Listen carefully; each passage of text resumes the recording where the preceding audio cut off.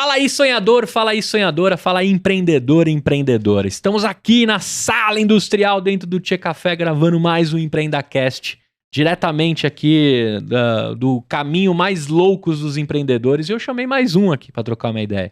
Imagina você precisar de um psicólogo, de um psiquiatra e ter dificuldade de pegar o carro, cruzar essa cidade, dependendo da região que você tá, é sinistro. É mais tempo de trânsito do que de consulta, né? Eu lembro na época as minhas de terapia, eram 45 minutos de terapia. Eu levava 1h30 para chegar no profissional. Por sinal, incrível, e fazia muito sentido eu dar esse rolê todo. Depois, logo eu percebi que ele falou assim, olha, Gustavo, se você não quiser encarar 1h30, eu tô numa plataforma lá que eu posso te atender online. Você vai num espaço tranquilo da sua casa e a gente troca uma ideia. Eu achei maravilhoso, né? E aí, nessas andanças, mexe pra cá, mexe pra lá, usa o aplicativo e não usa, eu acabei encontrando o criador dessa parada, que tem uma história incrível por trás de como construir comunidades e juntar a galera aí, né, com acesso à saúde mental, acesso à tecnologia, né, fácil, pelo 3G do seu celular você consegue isso. Eu convidei um cara aqui que ele vai se apresentar, mas ele tá fazendo isso de forma exponencial, com programas incríveis. No começo da pandemia, fiquei muito feliz com uma ação deles de oferecer consultas gratuitas também dentro de uma rede, né, que estava precisando. E eles estão construindo algo completamente diferenciado do que eu já vi. Eu venho do mercado de saúde, já mexi com alguns aplicativos e construções, nada perto do que esses caras estão fazendo, e eu converso para você. Eu vou deixar ele contar aqui o que ele está aprontando naquela câmera ali. Diz quem é você, qual a sua empresa e que tipo de ideia nós vamos trocar aqui.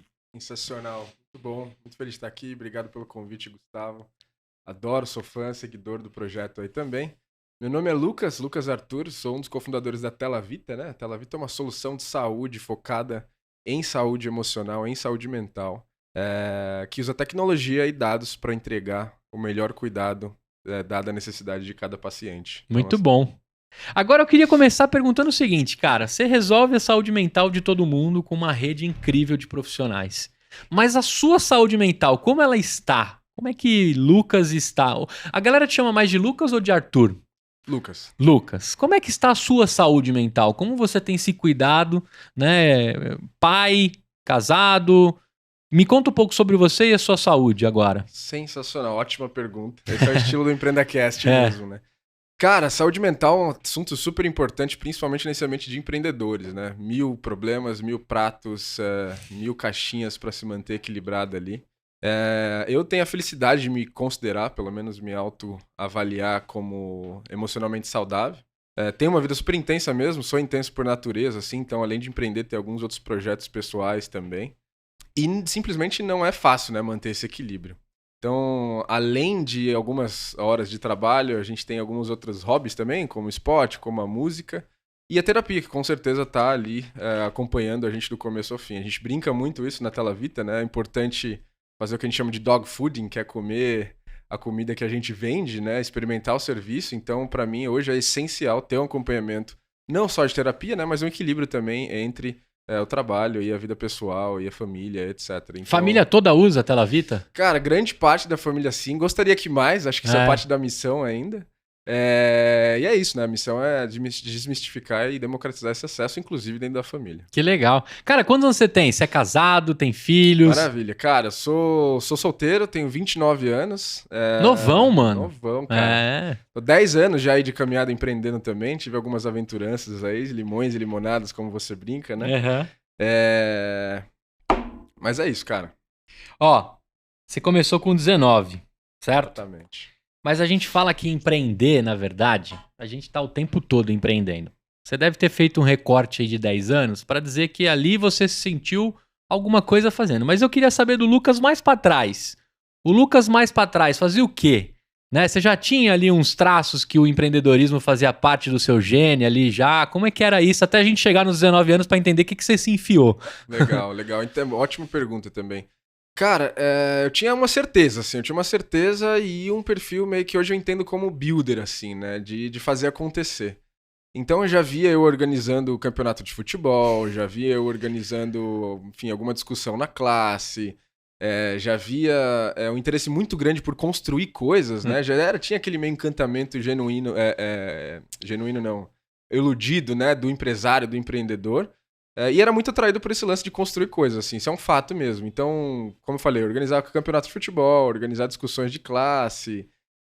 Você era o cara que liderava o trabalho, não era o que segurava a cartolina, né? Cara, eu fazia os dois, assim, eu acho que isso explica um pouco da minha posição hoje, né? Eu segurava a cartolina, mas falava que a cartolina tinha que estar também segurada e provocava a discussão de ter a cartolina ou não, então tava jogando em quase todas as posições, isso explica muito do que eu faço hoje, na Tela Vita, inclusive. Mas é isso, acho que tava na veia ali, não tinha como, e aí eu lembro, enfim, uma coisa que marcou muito foi quando eu comecei a entender sobre o mercado de capitais, com 13, 14 anos, assim, muito interessado por esse lance, de conseguir comprar pequenas partes da empresa e vê-la crescendo, e como que isso acontece, como que isso gera valor. Com 14 anos? Com 14, numa aula, uma professora me falou, isso me marcou, provocou, e foi um clique, assim, que eu acho que eu carrego ele comigo até a minha escolha de estudar. E você se torna investidor? Me tornei investidor na época, né? Comecei brincando com aqueles simuladores que tinha na bolsa, fiz uns cursos lá. O próprio Google dava umas paradas assim pra gente ficar simulando, né? Já dava pra ter uma super noção sem custo nenhum, né? Acho que, se eu não me engano, tinha 100 mil reais que você usava pra brincar lá, tinha um certo delayzinho. E já era uma grande escola, assim, de entender como funciona o mercado de capital e, na verdade, como funciona o mercado de geração de valor, né? Que é o grande encanto por trás de tudo isso. E aí você segue a vida, como é que você escolheu aí as coisas? Que faculdade? Eu queria entender quando você termina o ensino médio e vai escolher uma facu, né? E com 19 anos, o que você aprontou? Mas antes me conta o que você escolheu pra fazer de faculdade. Cara, tem um evento antes disso que eu acho que explica um pouco, que eu fiz ETEC, tenho um certo orgulho de falar isso. Adoro a galera do Centro Paula Souza. Paula Souza. Exatamente. Fez Camargo Aranha ou não, cara? Cara, eu sou do ABC Paulista. Do ABC. E aí eu fiz Júlio de Mesquita, que Júlio de Mesquita. Eu tentei passar lá, viu? Porque lá tinha curso de design gráfico. Sim. Júlio de Mesquita. Tomei gongada, né? Sim. Depois eu consegui passar na FATEC, que é da linha, né? ETEC, FATEC. Exato. Mas eu tomei gongada lá, eu tentei fazer design. Ainda bem que eu não virei design gráfico, cara, porque eu não sei fazer nem bonequinho de palito, tá ligado? Pois é. Mas Júlio de Mesquita, conheço bem, mano. Sensacional, sou muito grato, foi uma passagem fantástica, assim, tenho grandes amigos e grandes aprendizados da Júlio de Mesquita. Enfim, de lá, assim, eu já tive a primeira oportunidade, tipo, a galera tava indo muito pra engenharia, né? Eu comecei a fazer elétrica lá, eletroeletrônica lá, e enfim, um colégio fantástico, realmente. Mas, pô, já saí de lá vendo uma super oportunidade que era a galera que era eletricista, assim. Eu tinha uma certa facilidade de mexer com isso. Eu acho que o meu primeiro pequeno empreendimento no sentido de negócio mesmo foi abrir uma certa empresa que não existia, começou a existir a partir do primeiro projeto de elétrica. Então, assim que eu terminei, antes de entrar na universidade, né, enquanto estava me preparando para o vestibular, eu trabalhei quase um ano como eletricista. Então, instalei um monte de luz e etc. E vi que dava dinheiro mesmo, né? Pô, se precisar trocar meu chuveiro lá, você manja. Cara, faz muito tempo que eu não faço isso. Dá para se aventurar. Com certeza, desenrolar, a gente vai conseguir. E tinha uma demanda, porque assim, cara, eu tô vivendo agora isso, né? Tem Get Ninjas, tem tantas outras soluções tentando resolver esse lance do prestador.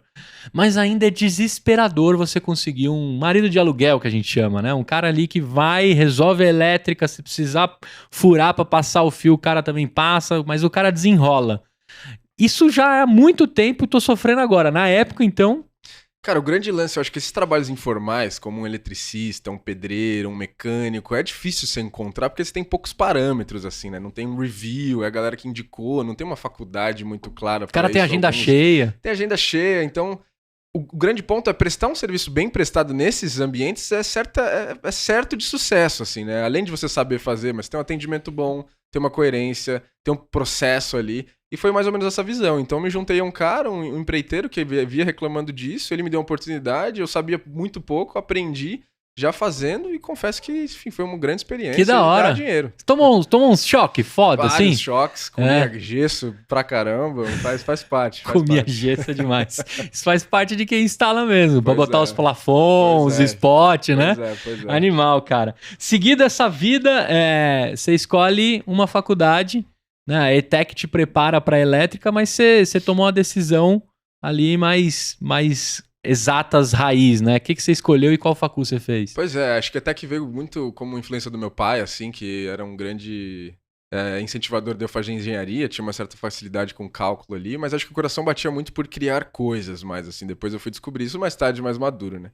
E aí a economia me atraiu muito. Quando eu entendi o que era economia, que nem era um curso de exatas, aliás, muitas pessoas não sabem isso, é um curso de humanas, né? Ah, que estuda é? relação humanas. Não sabia, mano. Basicamente usa as escolas de sociologia, política, matemática também para modelar algumas coisas, e agora, mais recente, psicologia, que é também outra parte muito interessante, para entender comportamento humano, para entender valor das coisas, né? Por que tanta coisa vale tanto, YX, por que você está disposto a pagar YX para uma ou outra coisa.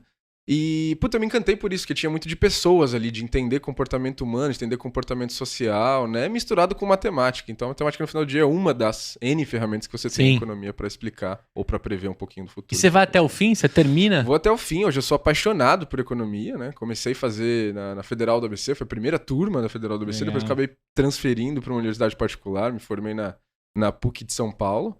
E, cara, adorei o curso, foi sensacional, me deu uma visão de vida super rica e hoje, com certeza, o empresário empreendedor que eu me tornei tem muito a ver com o que eu aprendi em economia. Que legal, cara. E você sabe que você tocar no assunto economia ser de humanas, assim, parece que explode a cabeça, né? Porque, cara, fala economia ou fala engenharia pra mim, é cálculo 1, 2, 3, 4, 23, 28, 30. Mano, é tomando gongada de recuperação, né? Pagando matéria. Mas você trazer esse lado humano da construção faz todo sentido agora, né? Porque abre a mente. Até porque quando você com 14 anos curtia ali o mercado de ações, muitas das decisões, quase que todas, são emocionais com os balanços dos papéis, né? A gente tem o Elon aí causando, né? Vai comprar o Twitter, faz aquilo, monta a Tesla, e aí o mercado dá aquela balançada que é completamente emocional, né? E as relações também de comprar um investidor ou não, comprar um papel ou não. Tem ali também na hora de você escolher, que você também usa emoção também um pouco, né? Mesmo que os números sejam bons, você também usa um pouco de sensibilidade com aquele papel, né? Conscientemente e inconscientemente. Isso é uma discussão super interessante, assim, porque isso só é aceitado na economia, de verdade, há muito pouco tempo, né? Se eu não me engano, o último Nobel de Economia, que foi do Thaler, um professor de uma universidade de Chicago, foi justamente introduzindo o pensamento da psicologia, né, que é o que a gente está chamando hoje de economia comportamental, dentro da economia. Até então, você tinha uma máxima de que os agentes, né, que são os agentes, são plenamente racionais. Então você escolhe A ou B porque é mais ou menos vantajoso para você. Só que não é assim, a gente sabe, né, que tem um monte de coisa comportamental, a cor, né, o jeito que a outra pessoa veste, o quanto eu quero influenciar outra pessoa, o quanto eu quero impressionar tal pessoa, influencia muito nas suas escolhas. Sua volatilidade emocional, tipo, posso, né, esperar essa ação subir, descer ou não. Então tem muito de psicologia e eu acho que hoje a economia está caminhando para um mix, né, que compreende a inconsciência ou a irracionalidade humana nas escolhas. Então sou meio que um fã, um amante assim da economia comportamental. Agora, sabe por que eu toquei nesse assunto? Porque, por exemplo, eu sou mega ansioso.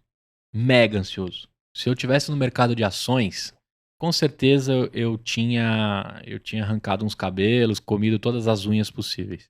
E onde eu quero chegar? Claro, todos os dados respeitando a LGPD, né, os detalhes de cada um dos que passam pelas consultas, mas os psicólogos têm relatado sobre essa montanha-russa das ações, o quanto reflete nas terapias. Porque, por exemplo, eu levaria para a minha mesa de terapia o quanto eu fico louco com a subida e descida de ações, o quanto aquilo toma da minha mente, o quanto aquilo me torna uma pessoa, né, se eu tivesse nesse mercado. Onde que eu quero relacionar? Por ser algo tão humano, tão volátil e tão desesperador em meio à pandemia, isso deixa a galera com a cabeça a mil. Eles relatam um pouco do que vem desses investidores, como estão esses caras, o que tá rolando. A saúde mental deles é a milhão, mano. Cara, uma ótima pergunta essa. A gente, pra começar, assim, a gente é um país, a gente tá no líder, né? A gente é líder mundial num ranking de países mais ansiosos do mundo, por incrível que pareça, né? A OMS diz que a gente tá próximo aí de uns 6%, mas tem algumas novas pesquisas já falando que a gente tem 12% da população brasileira com ansiedade aguda já, inclusive. Aguda, né? velho. Aí quando você fala do mercado financeiro, sim, né? Tem alguns triggers, né? O ambiente influencia muito para a sua ansiedade, né? Então, os psicólogos não falam, porque existe um código de privacidade bem rígido, assim, a gente respeita muito e reforça ele cada vez mais.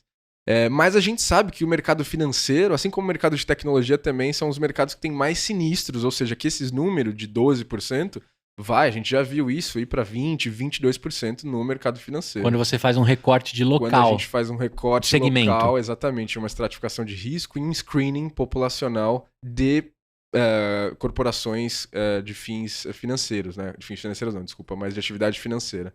Então você está falando de bancos e pessoas que trabalham com tecnologia ou grandes projetos, são onde estão os maiores números de sinistros nesse aspecto, né? Dessa patologia. Eu te pergunto isso justamente porque eu sou de tecnologia. E se eu fosse de tecnologia e investidor, esse salto aí ia dar para 50%. Ia dar para 50%. Porque uma das coisas que eu percebo também, como a gente trabalha com uma coisa muito intangível, né? Quando você está construindo algo, alguma coisa que vai ser exponencial, né? Você não sabe enquanto você não validar, você não sabe o que vai acontecer, né? Eu estou fazendo um recorte de quando eu trabalhei com inovação, né?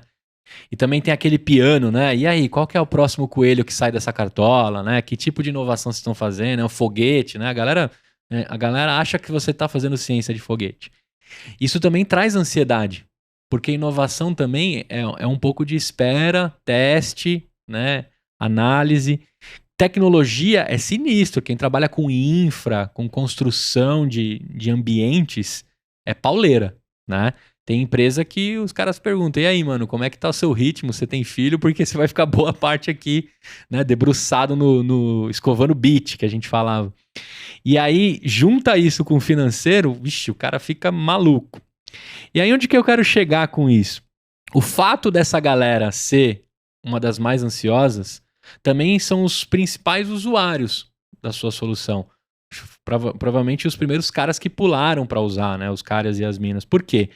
Tem uma facilidade já ali, né? Como eu comentei, quando o meu terapeuta falou que existiria a possibilidade de conectar com ele pelo celular, eu não pensei em outra coisa. Na minha cabeça vinha caindo o carro, vinha caindo o farol, vinha caindo o risco, né? Tomar banho correndo, chegar atrasado. E aí eu falei, cara, quero, só me diz quando e como. Né? Na época a gente começou a fazer pelo WhatsApp, né? Fazia a conexão pelo WhatsApp ali, todas as loucuras. Mas eu fui assim o primeirão. E aí, depois de usar, eu cheguei pra ele e falei assim, mano, é comum a galera fazer online? Né? Porque eu comentei com a minha mãe falou que não, ela gosta de chegar, olhar no olho, apertar a mão, né? Sentir o cheiro da sua sala, né? Tomar a sua água. Ele falou, cara, é muito relativo. Eu tenho algumas mães igual a sua, né? Mas eu tenho algumas que já tá dizendo assim, olha, vamos conectar amanhã, a gente se vê de novo, né? A regularidade aumentou e etc. Como é que tá a aderência disso? Eu acho que hoje a gente teve aí um avanço que a pandemia fez, né? As pessoas mudarem a cultura com relação à tecnologia. Mas como é que tá desde o nascimento lá em 2017 de vocês até 2022 agora? A galera tá habilitada a mexer? Ou é só a galera de TI, os mais high-techs que estão mexendo na tela Vita? Legal, ótima pergunta também. Para dar um contexto, assim, até interessante, né? Que dentro do universo da saúde, psicologia foi um dos que mais rápidos avançou nessa direção, né? Então, discussões como cyber counseling, que eram formas de fazer terapia por e-mail, assim, já eram, enfim, faladas em psicologia.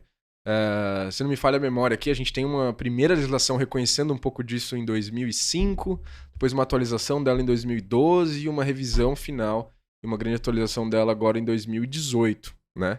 Então essa discussão já existe, né, na classe há bastante tempo, na psiquiatria um pouco menos, é bem recente assim, o reconhecimento da prática médica online ainda e a regulamentação, aliás, extremamente recente.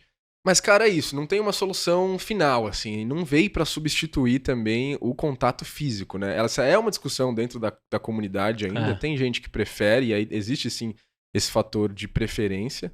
Mas se você pega o Brasil, que é um país continental, né? Um país enorme, a gente tem uma grande concentração de profissionais aqui no Sudeste, desculpa.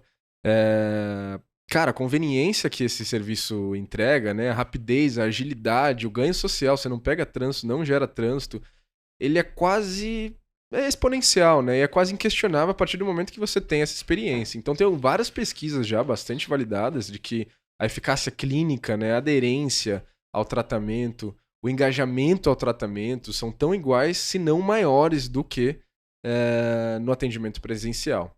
Entretanto, se for dividir, né, a psicologia, eu não sou psicólogo, então tomo bastante cuidado de falar sobre. Você tem casos leves, casos moderados, casos graves, né? A intervenção online ela é muito mais indicada e muito mais eficiente para casos leves e moderados, que são mais de 80% de todos os casos. Então tem casos e casos. A gente acredita muito no conceito online, né? No sentido all de todo mesmo, assim. Tanto online quanto offline, dependendo do caso. Então a gente acredita também nessa estratégia mais long tail, assim, de também conseguir absorver mais casos críticos, né? E juntar com redes de prestadores também físicos. Nosso grande foco hoje é online, nossa expertise está no online, conectar você com profissionais online. E a gente viu ao longo desse tempo a aderência aumentar exponencialmente. Claro que teve um grande crescimento com o Covid, né? Deixou de ser opção. E aí fez com que os early adopters, né? Os late adopters se tornassem early adopters. E aí, cara, foi fantástico, assim, super disruptivo. Porque muitas pessoas falaram, esquece, nunca mais vou pro consultório a não ser pra tomar um café com a minha psicóloga, porque isso aqui é muito eficiente. Agora, a gente fez um recorte aí com o sapato de quem procura a terapia. Vamos agora fazer um recorte e vestir o sapato do psicólogo, do psiquiatra, né?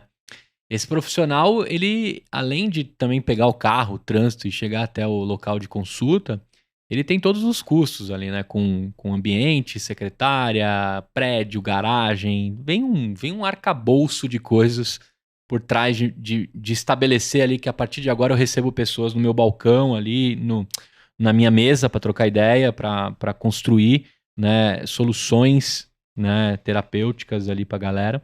E quando tem uma ferramenta dessa, ele meio que derruba isso também, né? Vai caindo por terra uma série de custos e até como ele utiliza o tempo dele, né? Os atrasos no show, né? Que é uma coisa muito comum, né? A galera marca e não aparece, e o profissional tá lá, cara. Tempo você não compra de volta, já era, né? O slot que vocês estão ouvindo, por favor, se vocês marcarem algo que vocês não vão conseguir ou tem uma grande chance de não ir, cancelem com antecedência, por favor.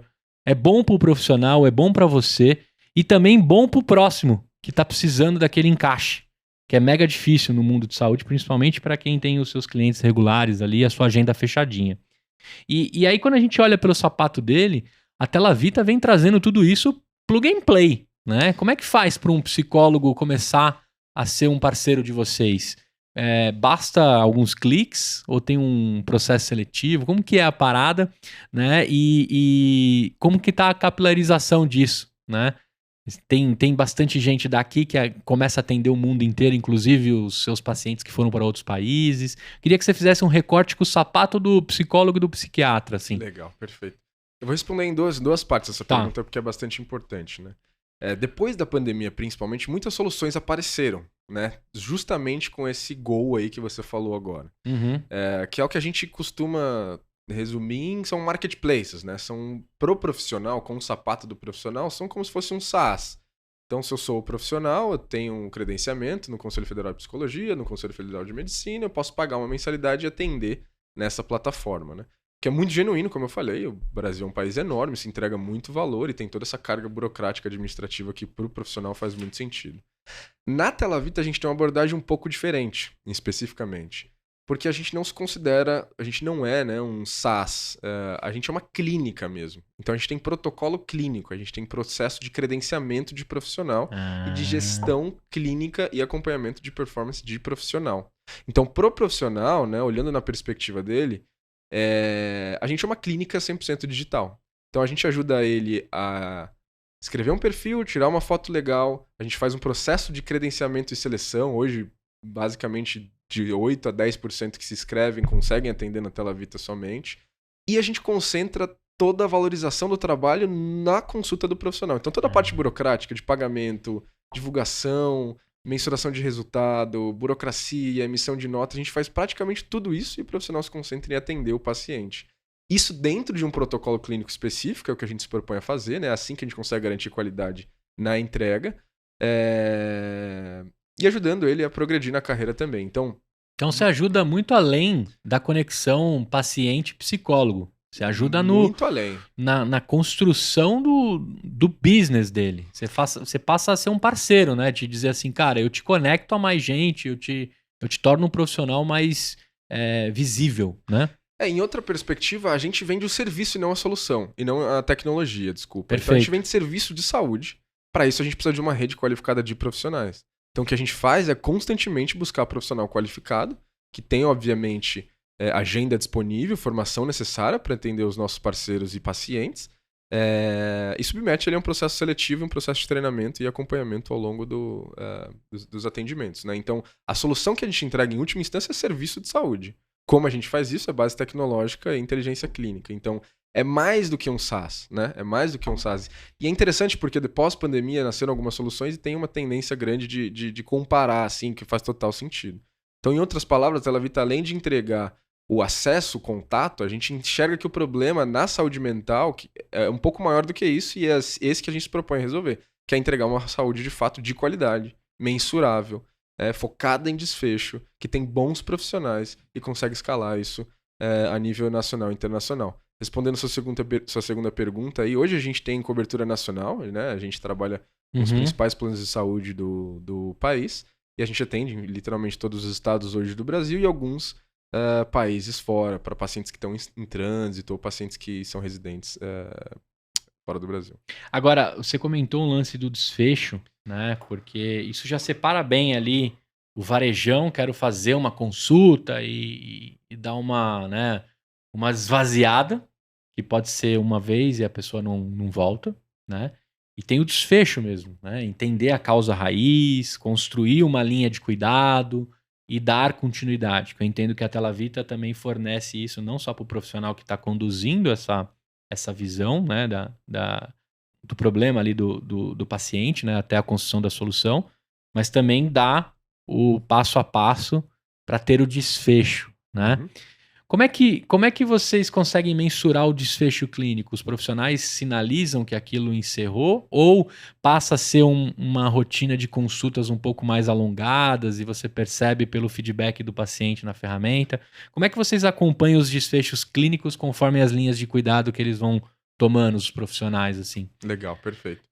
Primeiro que as linhas de cuidado são desenvolvidas pela gente, né? Então tem um corpo clínico técnico, uma responsável Legal. técnica que desenvolve linha de cuidados com base científica, né? Então já baseado em amostras... Isso é um baita diferencial. Sim. Relevantes, né? E desfecho clínico é um assunto super quente, é um assunto super complexo, né? Tem bastante gente falando sobre, ninguém ainda com muito track record nesse aspecto. Mas a gente namora muito sobre isso, né? E a gente defende muito que uma saúde do futuro precisa ser baseada em desfecho. Né? Desfecho clínico, enfim, tem alguns conceitos relevantes. Por exemplo, Value-Based Care, que é um conceito, acho que nasceu em 2016 ali, por alguns médicos da Universidade de Harvard. E tem alguns parâmetros que você precisa para começar a discutir desfecho. Um deles é uma coisa interessante que você falou, que é uma linha de cuidado. Né? Um pagamento por linha de cuidado. Então, ao invés de eu ter uma sessão ad infinito, eu tenho uma linha de cuidado pré-estabelecida, pré-encaminhada para você, ou seja, tem um processo de diagnóstico inteligente para te conectar com a melhor linha de cuidado. E a melhor linha de cuidado é que mais entende as suas particularidades, né? A mais personalizada possível para você e a mais eficiente. O que é uma linha de cuidado eficiente? É basicamente uma linha que exige o menor número de sessões, ou o menor número de intervenções, né? A gente tem também um approach além das sessões, com o menor custo, né? E eu preciso modelar isso de forma basicamente previsível. Hoje tem algumas linhas de cuidado que a gente trabalha, por exemplo, para ansiedade, pós-parto, luto, gestão de crise, entre outras. A gente usa muito terapia cognitiva comportamental, né? Então tem uma foto ali de 10 a 12 sessões e com isso a gente consegue ver, evidentemente, assim, é impressionante, melhora de 70%, redução de índice de estresse, 60% redução de índice ou propensão à depressão, 77%, que é o último levantamento que a gente fez recentemente na autopercepção de melhora. Então, tem algumas formas que eu posso usar para calcular isso, mas em outras linhas é basicamente isso. É uma composição entre a percepção de valor entregue para o paciente, o gasto que a gente teve com isso, né? E tem um multiplicador ali que é basicamente a pertinência, que é quanto desses procedimentos a gente realmente precisaria fazer para entender. Então, em outras palavras, a mensuração da performance vem quanto eu consigo reduzir o risco dessa pessoa ou desse grupo de pessoas, né? A gente tem um produto bem forte para empresas, empregadores também. Em quanto tempo?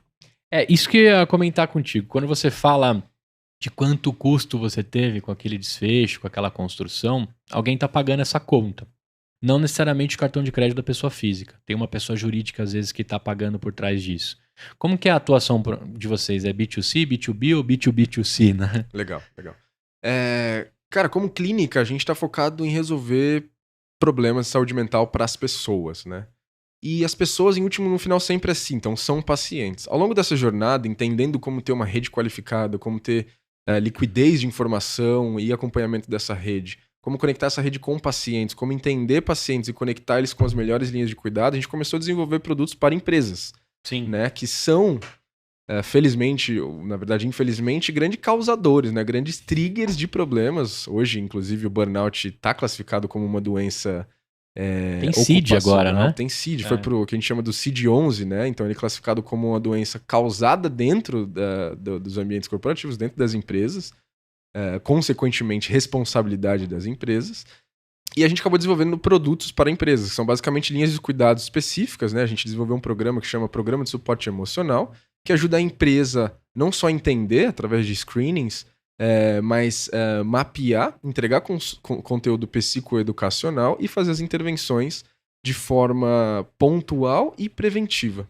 Né? Aliás, essa é uma grande parte importante da crença da Telavita, que a gente acredita muito, que a saúde do futuro é muito preventiva, ou precisa ser preventiva. Obviamente tem uma construção até lá, mas é isso. Então, como pagadores, tem o modelo B2B, que é vender essa solução integrada de saúde mental para a empresa. Tem direto B2C, que é como se fosse uma clínica particular, que você chega e paga com seu cartão de crédito. Mas a dinâmica do B2B ela não deixa de ser B2B2C, porque no final, de fato, são os pacientes que a gente quer impactar e aí, consequentemente, ter esse retorno também para a empresa. Você tocou num assunto sobre o futuro, a gente pode resolver com o presente.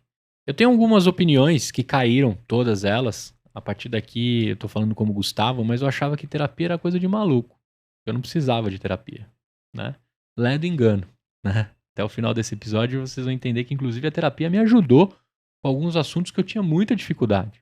Como hoje, me tornei um empreendedor muito melhor do que eu era, né? Eu tinha dificuldade, achava que ganhar dinheiro era pecado, eu tinha vários dogmas aí, né? Várias sombras que foram derrubadas.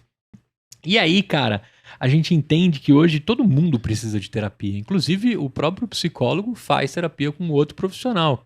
Né? Todo mundo precisa ali, de alguma forma, cuidar da sua saúde mental. E aí, quando você fala de preventivo, dentro de um país ainda que tem uma dificuldade de entender que o acesso ao psicólogo não é só com a necessidade ali eminente, você pode fazer uma terapia para construir um futuro muito melhor da sua saúde mental. Como é que tá a adaptação da galera? Assim, todo mundo precisa de terapia, né? Acho que não tenho dúvida, a gente não precisa mais discutir isso nesse fórum aqui. Mas a galera tem ciência o quão é importante você começar hoje a cuidar da sua saúde mental para que você não tenha essas triggers, esses gatilhos no futuro, principalmente na empresa que você está trabalhando, porque na contratação é tudo flores. Exato. Né? Aí nos desfechos que vem o desespero, as construções, e um terapeuta entra já com a dor ali latente. Como é que tá a antecipação das pessoas com relação à terapia e como que a galera tá encarando a terapia como uma necessidade básica de saúde, não mais só com dor, né? Cara, muito boa pergunta mais uma vez, assim, né? Mas pra responder acho que precisa dar um pouco de contexto. Tá bom, assim. vai lá. Qual que é a grande problemática, assim, né? Hoje, né, tem alguns dados, eu ainda questiono parte deles, assim, mas hoje 1 em cada 5 pessoas tem algum tipo de transtorno emocional que precisa ser tratado para não evoluir. 1 a cada 5. Tem alguns outros dados que falam que até 50% da população nacional, mundial, na verdade, tem ou vai ter em algum momento algum transtorno emocional. Ou seja, é muita gente. Né? E o problema é que existe um grande descolamento entre essa demanda e a capacidade do sistema de entregar um cuidado, não só de conectada, mas de entregar um cuidado eficiente. Né? E essas pessoas estão em alguns âmbitos diferentes, em alguns momentos diferentes dessa evolução. Né? Tem pessoas que já sabem que tem pessoas que não sabem que tem pessoas que sabem que tem e não aceitam, tem pessoas que sabem que tem, aceitam, precisam de cuidado e não conseguem. Tem outras que acham que é bobagem. Tem outras que acham que é bobagem. Ainda existe, sim, um grande, né, enfim, preconceitos com esse cuidado. Cara, que precisa ser absolutamente quebrado, assim. Então, como a gente cuida hoje, na minha visão, né, da nossa saúde bucal, da nossa saúde física, da nossa alimentação, a gente também precisa cuidar da nossa saúde mental. E não só quando eu já tenho alguma síndrome, não só quando eu tenho necessariamente algum sintoma. Então, sim, tem vários modelos, vários protocolos de prevenção, né? E aí eu tenho várias linhas de cuidado, eu tenho várias linhas de abordagem, né, que podem te ajudar a entender e prevenir. E a gente acredita muito em prevenção mesmo, assim. Então, grande parte das pessoas ainda não estão no nível avançado. 80% delas, com um protocolo de prevenção, conseguem evoluir uma evolução. Desculpa, conseguem evitar uma evolução da síndrome, certo?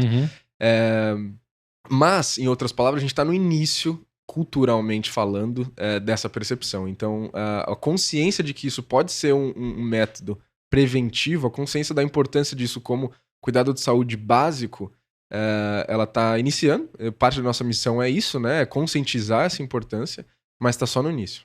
E você comentou aqui, eu achei muito legal vocês se estruturarem por linhas de cuidado, né? A gente comentou aqui da linha da ansiedade, do pós-parto, que é muito importante, né? Você aí que está com a sua esposa grávida, né? Esses momentos que antecedem o nascimento da criança são cruciais para depois do nascimento também, é muito importante. O luto, que é uma parada sinistra, assim, né? Tem até quem lida com cuidado paliativo dentro da família, que o luto vai acontecer em algum momento, tem um trabalho psicológico para que aconteça, né? De forma mais bem analisada até o fim daquele cuidado paliativo de alguém da família, né? Tem, inclusive, programas incríveis disso de algumas empresas. E aí, quando você fala para mim que tem as linhas de cuidado e a construção disso, antigamente isso ficava no papel, nas conversas que aconteceram nas salas. Quando você põe tecnologia e análise de caminhos, você consegue ter uma tecnologia trabalhando em padrões, em construções e futuramente em soluções. O quanto a Telavita usa disso, lógico, respeitando o LGPD, o que está acontecendo nas consultas, mas o quanto vocês usam do que está chegando na plataforma para, com inteligência artificial, com construção de tecnologia, entender esses padrões para cada vez mais o tiro pegar mais gente, né? Com relação a quem vai aderindo, né? Mesmo que tenha um processo de evangelização. O quanto vocês usam disso? Porque me parece que os caminhos das linhas de cuidado não necessariamente vão ter desfechos iguais, porque cada ser humano é um ser humano, né? Mas tem muito comportamento parecido na condução, né? Como que é isso para a ferramenta e o quanto isso ajuda, né? Para a galera entender que a gente agora estar documentando essas consultas em tecnologia, a gente vai ter um avanço de soluções de doenças que já existem e das que vão existir, que inclusive os comportamentos podem sinalizar.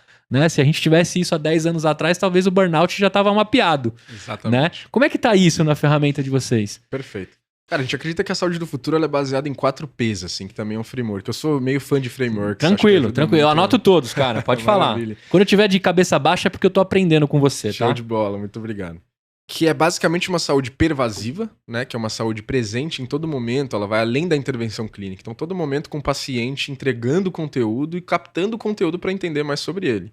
Com isso eu consigo ter uma saúde mais personalizada também, menos enlatada, né? Protocolos menos generalizados, ou seja, respeitando as particularidades de cada paciente. Então, pervasiva, personalizada, mais precisa, portanto, que se conecta completamente com essa sua pergunta, né? A partir do momento que eu estou mais próximo de você, entendendo suas particularidades, consigo ser mais preciso, ou seja, não quer dizer porque um tratamento funcionou para uma pessoa, tem semelhanças com você, o mesmo vai funcionar para você. Isso é basicamente a psicoterapia baseada... Nem a mesma medicação. Exatamente, baseada em evidência científica. E por último, preventivo. Então esses 4 P's eu acho que ajudam a basear muito assim a minha resposta, né? Pervasiva, personalizada, precisa e preventiva. Eles se correlacionam em diferentes momentos. Então hoje, quando você chega na Telavita, a gente faz um screening, entendendo suas particularidades, tentando estratificar um pouco de risco, entender o que você gosta, o que você não gosta. E a partir disso, a gente usa tudo de inteligência que a gente já fez com outros atendimentos para propor a melhor linha de cuidado dadas suas particularidades. E quais são elas? Se você já teve psicoterapia antes, qual o nível de propensão a alguma doença você tem, quais são suas preferências, se é uma linha A, uma linha B, qual que é a sua urgência para resolver esse caso, entre outras coisas. Então, projetando um pouco isso, né, a gente está começando a trabalhar com inteligência artificial agora, mas ao longo do tempo a gente pretende aprender cada vez mais com esses padrões para acertar cada vez mais na linha de cuidado específica para cada pessoa. Então, sim, isso é extremamente intrínseco ao nosso modelo de negócio, à nossa crença de uma saúde do futuro. E hoje a gente faz o máximo que a gente pode com. Então, estamos iniciando agora, a gente ganhou uma competição do Google, ganhamos uma aceleração em inteligência artificial, então está basicamente no começo, para ser transparente aqui, mas está completamente ligado com o que a gente acredita de saúde do futuro para conseguir daí aumentar desfecho. né? Eu tô te perguntando isso porque aí vem umas paradas assim que me interessam muito, né? Eu queria dividir contigo entre o Lucas empresário, empreendedor, e o Lucas que tá resolvendo um problema mundial, né? De quem tem dinheiro ou quem não tem. Onde que eu quero chegar? A partir do momento que você consegue entender os padrões, construir uma solução, né, e atender esse mercado de quem tem o dinheiro para fazer as consultas, a gente começa a entender padrões e aplicar isso para quem não tem acesso. Né? A gente tem um sistema único de saúde brasileiro, independente aí da sua posição, que a galera acha ou não, vamos usar o que a gente tem. Nós temos um sistema único de saúde e a gente tem muita dificuldade. Ele é ineficiente, né? Eficiente em algumas partes, ineficiente em outras. A tecnologia ainda é uma coisa muito ainda que aos meus olhos não aparece, mas eu sei que tem bastante coisa por trás. E aí a gente fala de acesso. Né? Hoje tem mais celular do que brasileiro. Né? Tem muita gente com mais de um celular. O 3G acho que já está em cada cantinho desse país. Quando a gente fala de uma tela Vita que está fazendo isso com análise, com comportamentos, com padrões, mesmo olhando para cada indivíduo, a gente entende que a solução de vocês é exponencial a nível 230 milhões de brasileiros. E aí eu queria te perguntar, como é que vocês têm essa relação com o Estado? Como é que vocês veem o poder público interessado em startups, em construções como vocês? Ou tá cada um correndo para um lado? Como é que tá isso? Porque na hora que você me diz tudo isso que você tem por trás, que é mega exponencial, a gente pode resolver um problema nacional, consequentemente mundial. Se todo mundo se juntar e entregar essa solução. Claro, tem um custo por trás, mas eu garanto que é muito mais barato do jeito arcaico que a gente faz. Como é que tá isso nesse momento? Tô muito sonhador aqui em achar que Tela Vita pode chegar na mão de todo brasileiro? Cara, não tá. Se você tá, a gente partilha desse sonho. Tá bom, muito bom. Mas o mercado de saúde, de forma muito simples assim, ele é basicamente 50% saúde pública, né? 25% saúde corporativa. 50 milhões de brasileiros, né? Basicamente, e 50% que tá ali o out of pocket ali, né? Que pagam do bolso quando precisam. A gente tem um foco muito claro hoje, por motivos óbvios e de sustentabilidade do negócio, né? No mercado de saúde suplementar e corporativa, né? E também um pouco do out of pocket, mas nosso principal goal hoje, né? São os B2Bs mesmo, então são esses 25%. Mas, cara, tem metade da população brasileira que não tem acesso a nenhum nem outro e precisa muito de cuidado. Precisa muito de cuidado. E é ali que estão as menores porcentagens de pessoas que conseguem acesso ao cuidado correto. Então, as menores porcentagens de pessoas que entendem que precisam do cuidado, né? Se tem fatores culturais, enfim, e afins. E, cara, a gente adoraria. A gente já discute isso há um tempo. A gente participou de uma aceleração de um programa do governo, né? Aliás, um programa fantástico que chama Inovativa. A gente tem algumas conversas rodando, assim, avançadas já. Mas, infelizmente, a gente sabe que a máquina pública tem uma certa ineficiência para absorver tecnologias e inovação, né? A gente tem um approach bastante realista, assim, então a gente tem um modelo de credenciamento bem tradicional ainda para conseguir se comunicar com esses players ainda mais conservadores. E a resposta é não, você não está sonhando. A gente tem toda a tecnologia necessária, tem toda a disposição e a vontade para entender como conseguir entregar essa solução para cada vez mais pessoas, e seria fantástico conseguir entregar isso para o mercado público, que é extremamente deficitário. E quanto mais a gente constrói, mais a gente tem um preço acessível, um profissional bem remunerado, mas com um preço acessível para o paciente, né? Porque você passa a enxergar um Brasil que não é enxergado, né? Acho que esse é o principal ponto. Né? O psicólogo, quando ele está montando ali na Avenida Paulista o consultório dele, ele está limitando num raio, que se a gente fizesse um raio virtual aqui... 5 quilômetros. Cara, a causa de impacto é legal, é bacana, a clínica dele vai ter frequência, mas assim, dá para fazer um negócio muito maior, né? Eu acho que dá um baita orgulho pro psicólogo que utiliza das ferramentas de vocês saber que ele pode pegar um paciente em trânsito para outro país, ou alguém que mudou de vida, ou que foi para uma região mais remota para alguma outra missão, ter acesso àquilo. E aí quando você quebra a barreira do acesso pelo dinheiro e vai pro público, que também essa máquina pode pagar essa conta, que eu tenho certeza que é mais barata, aí seria maravilhoso. Vai ser, na verdade. Não vamos falar no seria. Vai ser. Vai ser. Eu acho que se juntar todos os caras que estão, de alguma forma, e as minas que estão aí construindo um país por meio das startups, a gente vai ter um poder público aí interessado, se Deus quiser, para usar da inteligência de todos. Agora, nessa mesma linha aí de pensar, vocês fizeram na pandemia um programa chamado Cuidar de Quem Cuida. Como é que foi essa parada? Eu acompanhei pelas redes, fiquei mega feliz. Tudo que eu acho que é posicionamento da empresa para fazer algo melhor, sem interesses monetários ou de marketing, que isso é importante também, tem gente que só quer se aparecer com ações, não é o caso aqui. O que vocês fizeram? Como é que foi esse Cuidar de Quem Cuida aí? Que legal. A nossa missão, né, vai continuar sendo democratizar o acesso, assim. Tem várias formas de fazer isso, não é necessariamente dentro de uma consulta, não é necessariamente através de um aplicativo, mas é democratizar o acesso, né? A pandemia veio surpreendendo e acelerando muito os casos de ansiedade, os casos de depressão, e os casos de transtorno como um todo, né? Porque um pouco do que você falou anteriormente lá, enfim, a gente foi inserido, não é novidade para ninguém, obviamente, num contexto de muita incerteza, no contexto de muita insegurança, no contexto de muita pressão, no contexto de muita perda, né, de muito luto.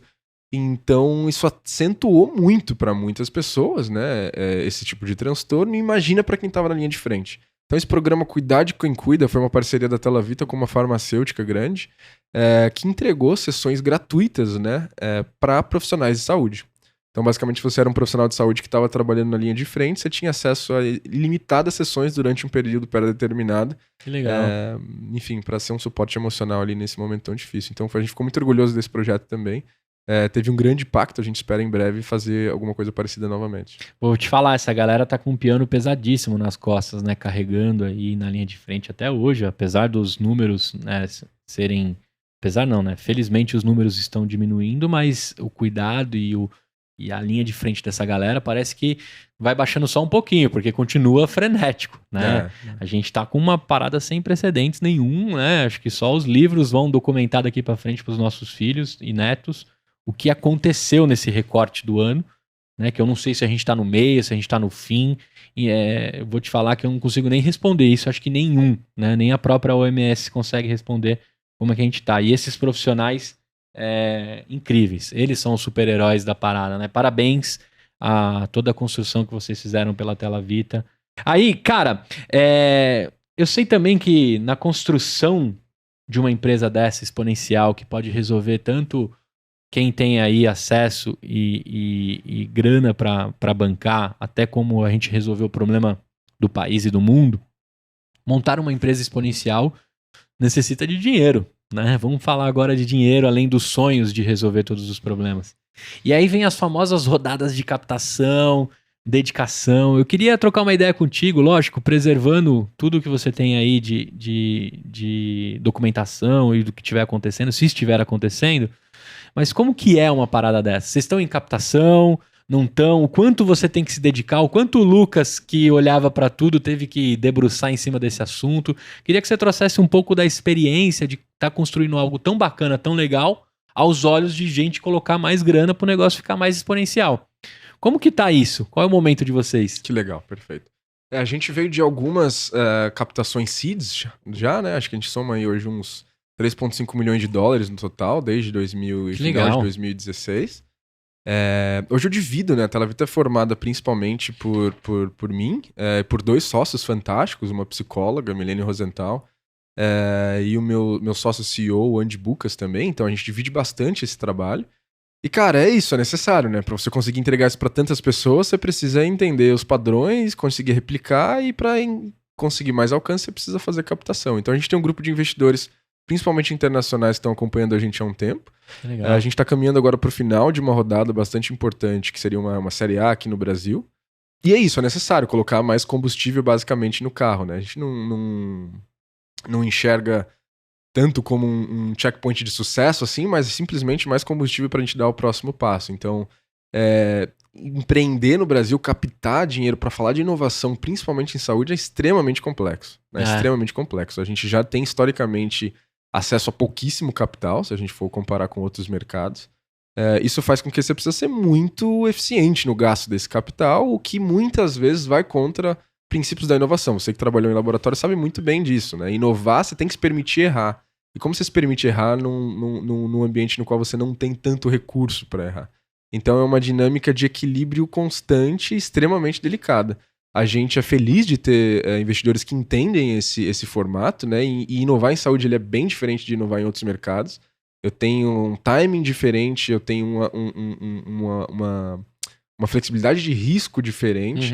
E a gente sabe que esse é um problema de 10 anos, não é um problema de 10x em 4 anos, como o mercado de venture capital costuma esperar, né? Então a gente é muito cauteloso em escolher qual investidor vai sentar na mesa com a gente, porque tem que ter essa consciência de que é saúde, e saúde não vai ser rápido, porque a gente não tá falando de transação, a gente tá falando de comportamento. E a gente tá no game pro long run, assim. A gente tem bastante consciência disso, os meus sócios sabem que isso não é uma coisa de pouco tempo, e aí a nossa grande busca é encontrar investidores que entendam isso, né? Que entendam que as particularidades do mercado de saúde nesse contexto. Na grande maioria, os cheques são gringos, então, né? Porque esses caras enxergam algo a mais longo prazo e um capital um pouco mais amadurecido para esse tipo de investimento, né? Infelizmente sim. Né? Se a gente fosse falar o tamanho da nossa captação hoje no Brasil, ela seria uma série A no padrão Brasil, mas internacionalmente a gente estaria numa pós-seed ali, né? Num pré-série A, basicamente. Hoje a maioria dos nossos cheques foram gringos, né? A gente está em discussão agora com fundos institucionais aqui do Brasil. Acho que é importante também, tem um efeito de rede importante captar aqui, né? Mas dessa forma, assim, muito cauteloso e muito consciente de que é muito importante ter um parceiro que entenda essa dinâmica. Por trás também vocês escolhem ali o smart money de quem está colocando, porque também o problema é muito grande, né?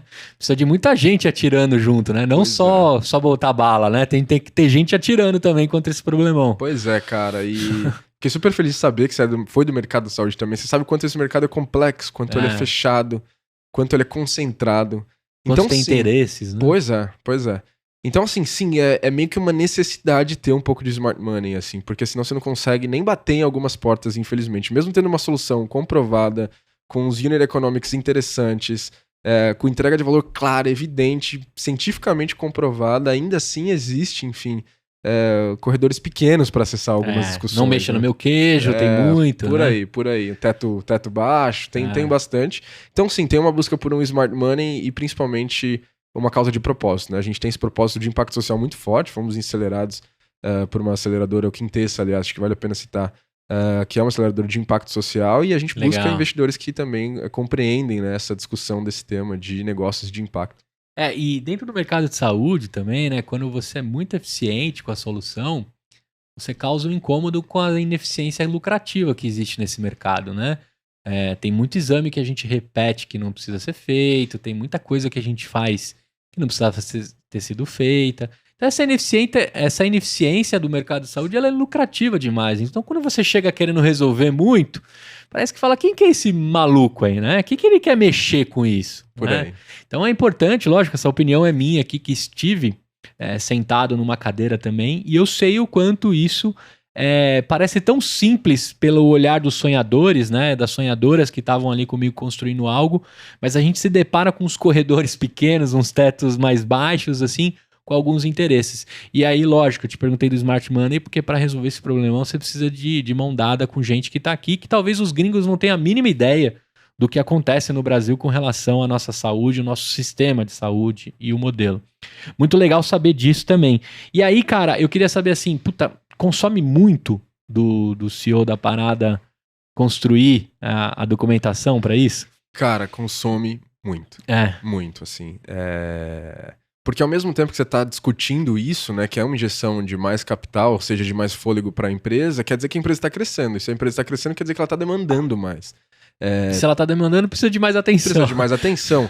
Então, cara, é realmente até meio clichê falar assim pra quem é da comunidade, mas é uma montanha russa, assim, porque demanda muito, assim. Então, por isso que é extremamente importante você ter sócios que entendam isso e ter uma divisão clara de responsabilidades, porque senão se torna... Já é insano, né? Senão se torna insustentavelmente insano, assim. Então, demanda muito. É uma relação contínua, é uma construção de uma relação e é a sustentação de um projeto que já tem um certo corpo ali, já tem pessoas, né? Sim. Já tem requisições constantes ali para se sustentar e continuar crescendo. Né?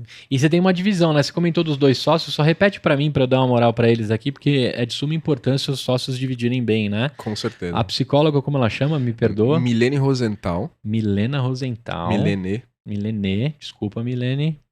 E meu outro sócio é o Andy Bucas. Andy Bucas. Que é o nosso CEO hoje. Ele é o CEO. Isso. Certo. Você tá com atuação como? eu tô como um bom empreendedor e fazedor, né? Faz acontecer, como a gente tava brincando. Tô como CEO pra ter um, COO. ter um título. Então o cara que resolve. Faço a roda girar ali. Faz tudo que pintar, pintou e você resolve. A Milene, ela chegou a usar a plataforma como psicóloga ou ela não clinica? Ela não clinica, ela clinicava até pouco tempo atrás, né? A Milene é uma empreendedora fantástica também. Ela criou a primeira plataforma antes da gente lá em 2011, se eu não me engano, né? O Psicolink, que começou a ter essa atuação aqui. Quero trocar ideia com ela, hein, Com certeza, uma pessoa fantástica também pra vir aqui, cara. Empreendedora, ganhou o prêmio de empreendedor do ano já. Que da hora. É sensacional. Hoje ela não clinica mais, a gente faz só essa parte de gestão clínica na Telavita. E ela é uma das que assina as linhas de cuidado e as também, paradas exatamente. ali pela parte técnica da companhia. Então na operação a gente tem uma área extremamente importante que é essa que a gente chama de gestão clínica, né? Uhum. Dentro de gestão clínica a gente tem gestão dos profissionais, todo esse processo burocrático, seleção, credenciamento, enfim, a parte administrativa, e tem a parte da gestão clínica que é quem cria, mensura, otimiza e refina os protocolos. Legal. Ela tá gerindo essa equipe. Cara, o Andy, ele vem com você de outras empreitadas? Como é que esse cara aparece na sua vida aí? Super interessante também. O Andy é um alemão, meio alemão, meio americano, que vem comigo de outras empreitadas, apaixonado pelo Brasil. Ah, é? Fala português? Fala português super bem, aliás, quase sem sotaque. Muito bom. E sim, a gente veio de outras aventuras aí, mas a gente já tinha um coraçãozinho batendo muito forte por saúde mental e conexão de serviços de saúde mais eficientes, né? Legal. Então a gente encerrou outro negócio junto e começamos esse lá atrás. Muito bom. É legal a gente dividir, né? Eu te perguntei da carga de fazer captação, que aí vocês devem ter se dividido entre vocês para quem ia cuidar dessa bucha, né? Para pegar esse cheque. Então é importante também você dividir bem com seus sócios, né? Porque a gente está falando de uma carga pesada, todo mundo que vem aqui nessa mesa diz, né? Alguns até remarcam as entrevistas e eu super entendo, diante de momentos de captação, de responder para fundo, de dormir e acordar. Isso, né, aliás? É a primeira vez. Aconteceu isso, é super comum, né? Até falei para você, cara, vai lá de boa porque vai buscar esse cheque. Eu tenho certeza que vocês estão buscando um cheque para resolver um problema muito maior. Então, importante você discutir isso com os seus sócios, né? Também tem aqui um recorte para você, independente do momento que você tá, tem um recorte aqui sobre a composição dos sócios, né? A Milene, ela é crucial dentro da construção, né? E ela traz toda a assinatura, né? Da Telavita, né? Ela também tem o sapato, além de vestir, ela tem o sapato do psicólogo, né? E isso é importantíssimo para você construir algo sólido e reconhecido pela comunidade. Então escolha bem os seus sócios. Isso faz a diferença até numa captação. Tenho certeza que os fundos, a primeira coisa que pergunta é quem é o corpo de founders, né, e co-founders que está por trás da empresa. Agora, cara, tem um negócio muito curioso, né? Você é muito novo, cara, 29 anos, né? Nunca me deparei falando isso aqui no EmpreendaCast, porque eu tô com 34, então... e eu fiquei muito feliz de saber a construção, a carreira, etequeiro também, né? Eu sou fatequeiro, você é etequeiro. Paula Souza. Paula Souza. Cara, eu perguntei assim, pô, e aí, CLT, o que você trampou? Você falou, nada. Nunca trampei CLT. Sempre empreendendo, 10 anos empreendendo. Como que é isso, cara? Você não tem a mínima ideia do que é estar por trás de uma mesa de escritório respondendo por uma função. Que eu tenho certeza que também você seria um baita intraempreendedor. Mas como é esses 10 anos? Como foi essa trajetória aí? Cara, muito natural de uma certa forma, mas muito complexa ao mesmo tempo, assim, né? Porque você aprender as coisas pelo seu erro, pelo seu próprio erro, é muito diferente de você aprender quando você já tá dentro de um sistema funcional ali, né? E... Cara, muito erro e acerto, assim. Então são 10 anos que poderiam muito bem ser uma faculdade, um MBA, como a gente quiser definir, assim. Foram muitas esquinas, muitas pessoas, muitos aprendizados. Eu me peguei, uma história gozada, que eu me peguei tipo, com 18 anos mandando a primeira pessoa, não gosto de falar assim, mas dispensando o primeiro colaborador. Sem nunca ter sido nem contratado, muito menos dispensado, né? Então existe um human skills ali, um soft skills que foi, acho que grande parte desse aprendizado, extremamente delicado, extremamente importante, né? Pra você conseguir construir segurança, passar segurança, construir autoridade, passar autoridade. Mas assim, não é fácil, não é um caminho que eu não sei se eu indicaria pra todo mundo, não. Acabou acontecendo na minha vida, mas eu acho que isso cria algumas lacunas que se você não prestar atenção, eu tive bons mentores, eu sou feliz por isso, mas se você não prestar atenção, ele pode gerar algumas faltas, assim, né? Porque falta de ter um processo, falta de ter um chefe que te inspirou, a falta de entender como uma organização realmente funciona, faz falta, basicamente, né? Então aprender isso lendo, aprender isso criando, aprender isso fazendo é uma dinâmica bastante diferente, exige outro tipo de skills. Mas eu não posso reclamar, sou muito feliz. Confesso que vira, tipo, em alguns momentos eu pensei, pô, se eu tivesse passado por tal... Né, eu tenho muitos amigos no banco, por exemplo. Se eu tivesse passado por essa escola do banco aqui, eu teria provavelmente tido alguns atalhos, né? Errado menos em alguns momentos ali. Mas acho que eu sou feliz com a minha escolha e hoje eu me sinto realizado, assim, de ter uma caminhada, mesmo jovem, relativamente longa. É legal você ter comentado dos mentores, né? Porque também, quando a gente segue no CLT, né, apaixonado ou não pelo que você está fazendo, tem muita gente que não está conectado com o que está fazendo e está pelo dinheiro, tem gente que está muito conectada pelo propósito, pela construção, e o dinheiro faz parte da remuneração pelo aquele tempo dedicado. Mas você falou sobre mentores. E os nossos líderes, bons líderes e os maus líderes também, são parte do que você tem que adquirir. Talvez é isso que você comentou, mas você procurou de outra forma, né? Porque eu classifico isso, né? Todo o tempo que eu trabalhei no regime CLT, o que eu mais levei foram as mentorias que eu ganhei, né? Com os bons e com os ruins, né? Então eu tive bastante líder ruim. Eu falei assim, cara, se um dia eu for, eu não vou ser assim. Aprender o que não fazer. Né? Aprender o que não fazer é importante também. Sim. Assim como eu peguei monstros intraempreendedores, que o cara não tinha nem ação da empresa, mas ele se sentia dono, acordava, escovava os dentes, vestia a roupa e você não sabia diferenciar entre ele e o dono, quem era mais dono, porque o cara era fechado com isso. E você, de alguma forma, buscou esses mentores, né, no decorrer da sua caminhada, né? E também os sócios também se complementam, né? Sim. Cada sócio, por osmose ali, começa a pegar um de cada um. Acho que, mesmo sendo uma jornada solitária ser empreendedor, né?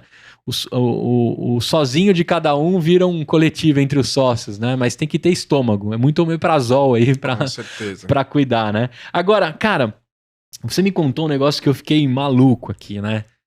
Até chegar na Tela Vita, você fez outras coisas. Eu queria saber como é que isso pinta na sua vida. Que momento que nasce a construção da Tela Vita? A gente já falou muito aqui, entendeu todo o track record e a construção da empresa.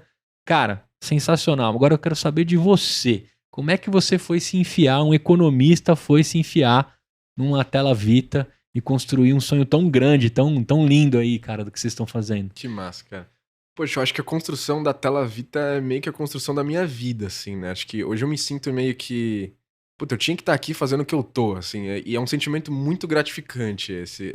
Porque dos pouquinhos ou dos muitos que eu vim aprendendo através dessa caminhada, acho que me formaram pra estar onde eu tô, pra fazer o que eu tô fazendo, pra criar a Tela Vita, né? Essa junção de soluções, de multipontos, propagador, paciente, profissional, entregando saúde mental, que é um tópico que eu entendo, que eu adoro, que eu acredito muito. Dá pra claramente associar com as experiências anteriores que eu tive, que começam lá organizando campeonatos de futebol, que começam organizando discussões de empreendedorismo na faculdade, que começam enfim, movimentando pessoas em volta de um propósito e sabendo quanto isso causa nelas, quanto isso afeta e quanto você é afetado por isso, né? Então acho que é um grande produto disso sou eu, que é realmente uma peça extremamente importante na minha construção para iniciar a Tela Vita.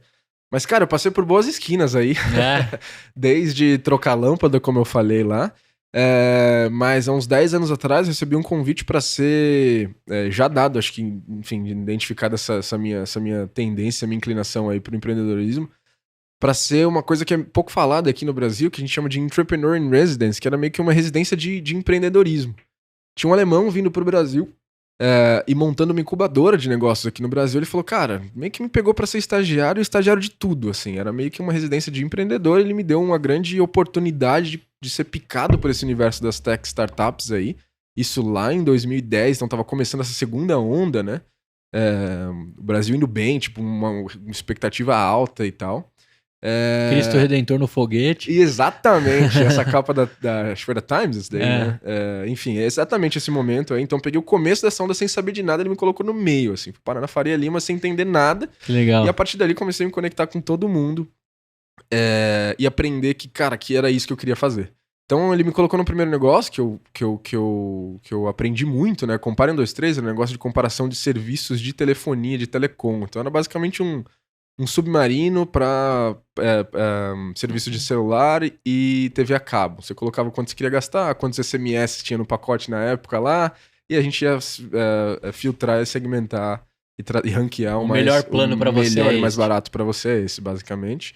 Foi um negócio que eu aprendi muito, tipo, comi muito vidro, como a gente brincava, e aprendi muito. Foi um negócio que começou a dar certo, mas tinha uma falta de interesse ali das próprias operadoras, né, em tornar isso mais transparente. Logo a gente entendeu que não funcionava, a gente conseguiu ainda passar o sistema para uma outra empresa aqui da América Latina, foi bem legal. E aí depois disso eu falei, puxa, agora acho que picou aqui, tá no sangue, eu preciso fazer alguma outra coisa, e comecei a me coçar. Cara, eu fui parar num mercado extremamente exótico, assim, extremamente fantástico, que é o mercado de terapias holísticas online. Que legal, mano. Então, usei um pouco desse conhecimento de telecom que a gente adquiriu, com um pouco de tecnologia, a gente criou uma das maiores plataformas, hoje, né? Que conectam profissionais de terapias místicas e holísticas com quem procura esse tipo de serviço. E foi uma grande escola, porque aí eu fiz tudo. Comecei do zero, levamos o negócio a mais de 1,5 milhão de faturamento mês. Depois disso, foi uma grande escola sobre tudo, pessoas, estrutura. 1,5 milhão mês. Nesse mercado. Você comentou comigo em off aqui, mais de 3 milhões de consultas aconteceram por essa plataforma. Acabou se tornando um grupo depois e tal, a gente... enfim, um mercado super exótico, assim, difícil também de conseguir capital. Maluco, né? Total, assim, completamente. Né? Aprendi muito com ele, aprendi muito com dinâmicas diferentes de mercados, né, que são um pouco público até. Cara, isso tudo me deu uma grande vivência, assim, de como crescer um negócio, de como montar uma equipe, de como desmontar uma equipe, de quando você precisa de uma equipe A, B, C, de qual ferramenta você precisa, né, como é que você equaliza isso ao longo do tempo. Então, eu acho que esses 6 primeiros anos, assim, foram tão intensos que parecem 15, 20 Vocês ficaram 6 anos debruçado nessa 6 solução? 6 anos de solução. Ela acabou variando para algumas outras depois, produtos físicos e tal, mas foram 6 anos de uma escola intensa, assim. E você fez um exit depois? Sim. Que legal, cara. Sim. Mas deu pra ganhar grana mesmo? Cara, não quanto eu gostaria. Não que eu acho que todo mundo responde igual, mas deu um cheque bom. Mas deu. Que legal. E foi estrutura pra impulsionar o começo da Telavita? Não foi a estrutura técnica, mas foi a estrutura organizacional. A técnica não, apesar de você conectar um terapeuta holístico com... tinha um conhecimento, né, de equilíbrio entre oferta e demanda, de contratação, de principalmente essa parte do SaaS ali. Uhum. Não literalmente a tecnologia, o ativo em si, mas o conhecimento. Então, óbvio que a gente acelerou um pouco desse início baseado nisso. Que legal, cara. Você tocou nesse assunto. Eu sou amarradão nessa parada. Tanto é que eu montei uma lojinha também dentro do mundo esotérico, chama esotericonline.com.br. Quem acessar aí vai ver. Hoje tá com um grande amigo meu de empreendedorismo. A gente catou latinha junto, né, André? Aí um dia eu falei assim, cara, eu vou passar um negócio que tá dando uma grana pra um cara que tem competência e que eu conheço. E aí eu passei a lojinha pra ele, que não fazia mais parte do meu momento atual com a voz. Mas é um mercado que eu amo de paixão, né? E é muito amador, né? Você trouxe profissionalismo pra isso. É muito amador, cara. Os blogs são podreiras, assim, de quem fala sobre, né? As pessoas que se aplicam isso e constroem rapidamente se destacam, porque existe uma necessidade latente, todo tipo, independente da sua crença, religião, o que você acredita. Cara, tem uma porrada de gente acreditando em um monte de coisa. Isso que é o que faz e movimenta as pessoas. E quando você comentou isso, eu falei, cara, que loucura. Com certeza eu me deparei com uma das plataformas suas lá, porque eu estudava demais isso. E eu pensava em fazer um aplicativo, sabe, para exponenciar. Sim. Porque tem algumas coisas, por exemplo, né? Vamos começar lá nos primórdios. Eu me ligo bastante nesse lance do signo, sabe? Uhum. Puta, parece que tudo encaixa. Uhum. Tem gente que não gosta, acha bobagem. Cara, tô falando por mim aqui, beleza? Gustavo Passe. E aí, cara, dependendo de como você olha ali, tem uns modelos, tem umas formas, tem uns comportamentos e vai se encaixando. Aí quando eu começava a olhar aquilo, eu via que os sites mais buscados da internet era o horóscopo do dia. Eu falava, cara, a galera tá procurando algumas respostas dentro de algumas coisas. E eu falava, cara, não é possível. Eu entrava no site, umas podreiras assim, cara. O horóscopo do dia era Ctrl-C, Ctrl-V de vários outros sites. E aí eu falei assim, cara, existe aqui uma demanda para vender coisas, né, terapêuticas, esotéricas e de magia, etc., num site que por uma oportunidade começou a vingar. Cara, primeiro dia da lojinha, eu nunca vou esquecer. Eu coloquei, sei lá, 10 itens. Um incenso, uma vela, alguma coisa. Vendeu tudo. Cara, eu falei, cara, existe um mundo que precisa de ajuda. O que as pessoas, algumas pediam, né? Eu vendia de tudo lá. Pedia descrição na caixa, tal, porque ainda existem uns pré-conceitos com relação a quem acredita e não acredita em algumas coisas. Mas o meu era bonitinho, caixa lacradinha, pretinha, não vinha nada escrito, né? E eu mandava as paradas. E aí eu estudava muito quem tava no entorno, porque são os maiores canais de aquisição, né? É quem tá no entorno, quem faz a consulta, quem é blogueiro do tema. E aí eu descobri mais um mercado mega amador, assim, essas pessoas iam pra frente do YouTube fazer seus conteúdos completamente na raça, assim, sem profissionalismo nenhum. E aí você olha os acessos, 2, 3, 5 milhões de acessos com essa galera que tá nesses temas. Hoje tá melhor, né? Não sei se você tem acompanhado aí, os seus remarketings estão te pegando, mas tá muito melhor, né? Não, ainda acompanho o mercado, né? Como você falou, o mercado tem pouca informação, era muito informal, então a visão foi justamente essa, cara. Não sei se em todos os estados do país, mas em São Paulo, cada posse você tem ali, né? Tarô, liga que eu te atendo. Búzios e tarô. Búzios e tarô. Quase todos os postos de São Paulo tem isso. Mãe Tainá. Aí, exatamente. Aí você via grandes, enfim, um nível de busca muito alto pelo tema, né? Tarô, horóscopo, mapa astral. Puta, e você via um nível profissional, um nível muito baixo, assim, né? Um nível bastante amador, como você falou. E a visão foi justamente essa. Puta, vamos criar um negócio aqui que facilmente a gente consegue ser melhor, né? Com experiência do usuário mais amigável, com atendimento mais eficiente, com um preço mais competitivo. Vamos profissionalizar isso aqui, já tem tanto preconceito e essa que foi a visão. Animal, certo, cara. Parabéns por ter escolhido algo que no comum ninguém escolhe. Eu acho que isso que é o mais doido, né? Interessante. O Walt Disney fala muito disso. Eu gosto do impossível, que lá a concorrência é menor, né? É por aí. Você escolheu uma parada que, puxa, se você é empreendedor aí tá procurando um nicho pra mexer, vá nesse que ainda... Cara, a gente passou do terreno baldio. O mato tá alto, né? Demais ainda. Tem muita oportunidade. Agora, cara, nessa construção aí, você me disse de algumas coisas assim, que você é ligado no esporte, na música.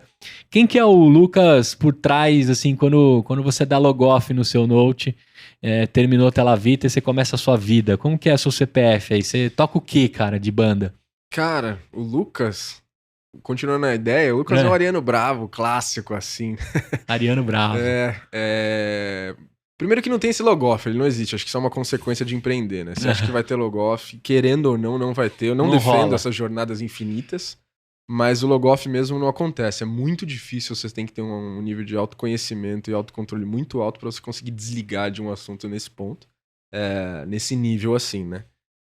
Mas, cara, é intenso essa rotina, né? E aí eu tenho os meus hobbies que eu acho que são extremamente importantes para manter a minha saúde mental, inclusive.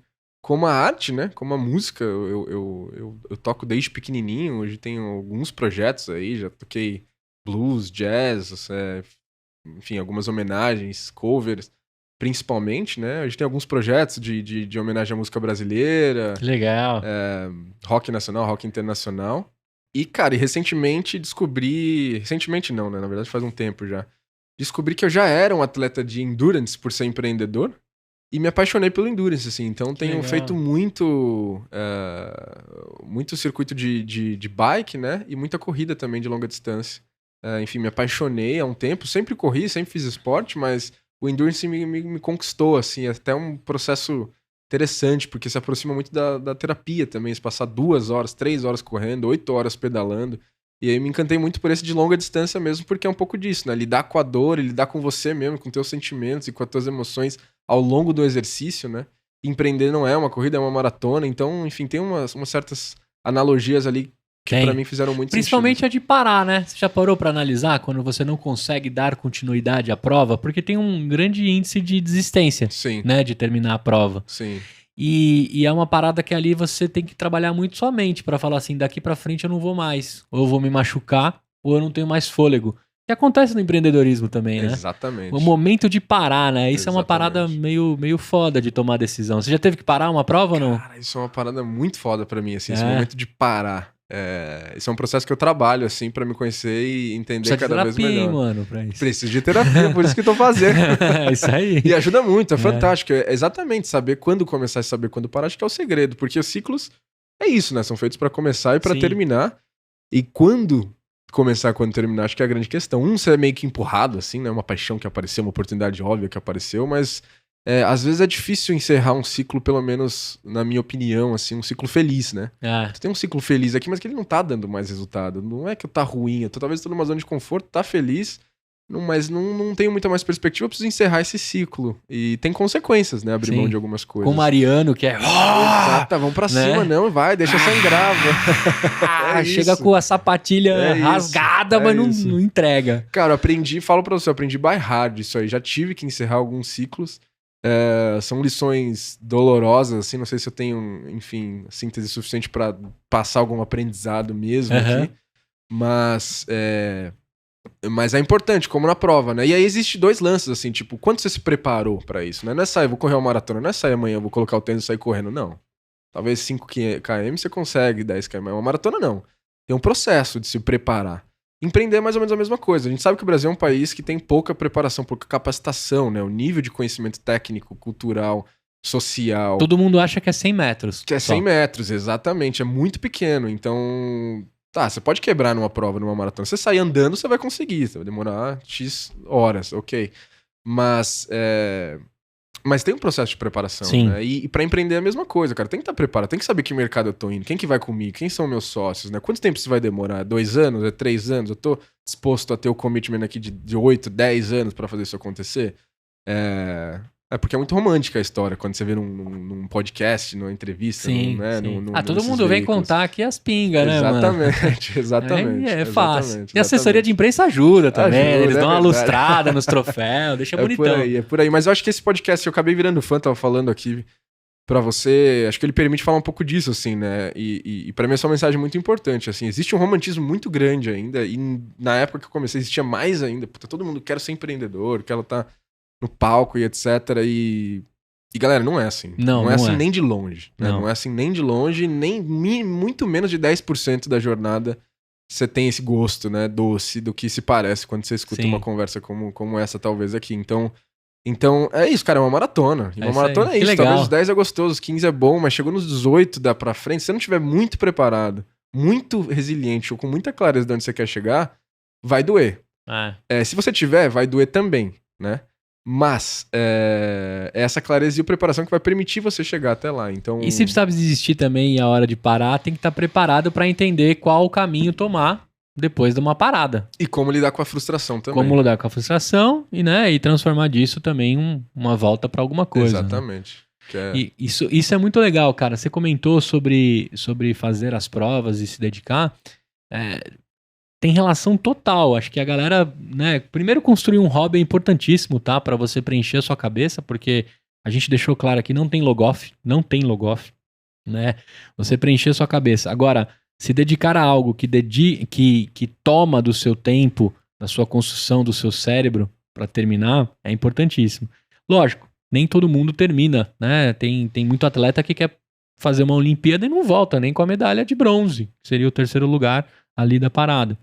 Como é que o cara lida com aquilo para um próximo ciclo de 4 anos, né? Eu tive esse papo com o Gustavo Borges, ele fala, cara, você só tem ali para nadar e ponto, né? Só que a galera tá filmando o dia da sua prova, né? Mas se você puxar para trás, eu nadei X quilômetros, eu me preparei Y para ali não conquistar a medalha. Como é que lida com isso também para voltar e dizer assim, cara, preciso continuar nadando? Né? Já dizia a Dori, continua a nadar, né? Não tem muito a brincar. E quem vê close não vê corre. É isso aí, quem vê close não vê corre. Mas tem um ponto interessante que você cita aí, que eu acho que eu trago bastante da minha experiência, que é um pouco a origem da resiliência, que é importante, que é, cara, eu acompanho muito, né, esses conteúdos, então às vezes eu acho que é um pouco clichê falar algumas coisas, mas vale fazer que vale falar, porque algumas pessoas podem estar ouvindo pela primeira vez. Que é, cara, esse sucesso romântico, ele não existe, ponto final, assim, acho que é quase inegociável, ele não existe, não existe esse final, né, o final da escada, o ponto, a captação, a venda, não existe, não é o final. Ou pode ser o final de um ciclo, ok, mas ele não é o sucesso, né, pelo menos na minha opinião. Eu acho que o sucesso tá em se sentir pleno durante o processo, né? Durante o processo. Se você conseguir curtir, que nem você tava falando agora, puxar cabo, falar com o pessoal. Se você conseguir curtir, comer esses vidros, né? Sentir essa dor, e dá pra fazer isso. Se você conseguir curtir as pessoas que você conhece, esses momentos, né? Essa construção durante, Eu acho que esse é o sucesso, Sim. porque mais forte você vai sair. Isso é certo, né? Sim. Falindo ou tendo sucesso, sendo feliz. Você vai sair mais forte, você vai sair minimamente com a consciência expandida, mais experiente, etc. Mas curtir o processo acho que acho que é o grande segredo. Então a gente tá falando de uma maratona, falando de empreendedorismo. Escolhe bem o produto ou o projeto, né? O problema que você quer resolver, mas não só a entrega da solução final do produto final. O que você vai ter que pagar para construir? Você está disposto a passar por essa caminhada e se divertir, e curtir, e aprender durante a caminhada, né? Porque se você conseguir fazer isso, acho que você vai ter um ingrediente ali que se retroalimenta para você continuar correndo. Animal, cara, animal. A gente entrou das partes que eu mais adoro, né? Eu gosto muito de falar de solução de construção, mas eu gosto de entender bastante o que está por trás de cada CPF. E você também falou que dentro dessa construção sua, lógico, tem ali as derrotas, né? Tem os tombos, né? Além das pingas que a gente brinca, né? Queria que você trouxesse aqui pra gente um limão, assim, uma parada que você falou assim, pô, Gu, isso aqui foi pra sala de derrotas lá, que a gente valoriza demais a sala de derrotas. Isso aqui foi um aprendizado, foi uma maratona que eu desisti, ou foi uma contusão que eu tive na minha caminhada. Queria que você trouxesse um limão dentro do que você pode falar pra gente não cometer o mesmo aqui, pelo menos aproveitar isso também. Cara, tem vários, assim, né? Uma bacia de limão, talvez, aí pra gente falar. Até é difícil escolher, assim. Cara, tem de todas as naturezas, assim, como errar no produto, né? Investir num produto que não deu certo, trazer recurso, ferramenta antes do momento que era necessário para validar. Vamos usar esses dois aí. Investir num produto que não deu certo. O que foi que rolou? Cara, no passado, em outros projetos, a gente tinha muita certeza que a gente conseguiria colocar um produto que foi nesse mercado que você viveu também. Aliás, é interessantíssimo falar sobre isso com você, cara. Vamos colocar produto físico. A gente já tá serviço aqui, vamos colocar produto físico. Então investimos numa estrutura, fizemos, enfim, uma tese de negócio super, super coerente lá que não deu certo.